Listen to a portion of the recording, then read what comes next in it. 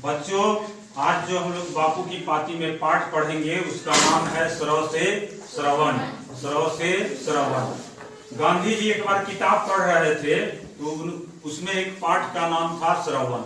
उसमें दिया हुआ था कि श्रवण नाम का एक बालक था जो कि एक गरीब परिवार से था। उनके माता पिता क्या थे? बूढ़े थे और वो दोनों क्या थे? आंख से अंधे थे। उनका एक ही सहारा था श्रवण कुमार। वो माता पिता के इकलौती संतान थे। वो माता पिता पूर्ण रूप से श्रवण कुमार पर ही निर्भर थे। उनको बाहर भी कहीं जाना होता था तो श्रवण कुमार ले जाया करते। खाना भी खाना रहता तो श्रवण कुमार खिलाया करते।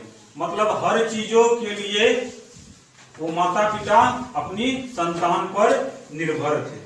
और श्रवण कुमार दिन रात अपनी माता पिता की मन लगाकर क्या करते थे?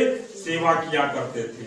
और उनकी हमेशा कोशिश रहती थी कि मेरे माता पिता को हमेशा आराम हो, किसी प्रकार का कष्ट न हो। एक रात सोते समय श्रवण कुमार की माँ श्रवण कुमार के पिता से कह रहे हैं कि मुझे तीर्थ जाने की इच्छा है।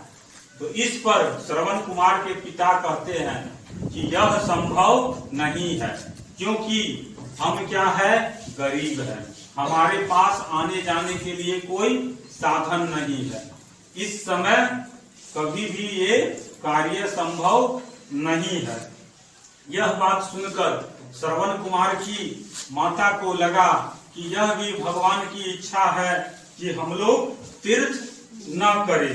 लेकिन श्रवण कुमार यह सुनकर उसमें यह भावना जगी कि नहीं, हम माता पिता की यह इच्छा हर हाल में पूरी करें। इसलिए उसने एक बांस और लकड़ी का एक क्या बनाया?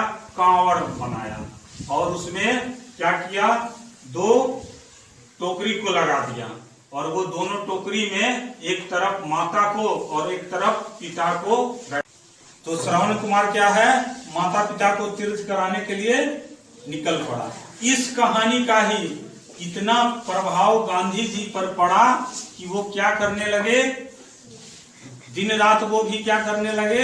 माता पिता की सेवा करने लगे।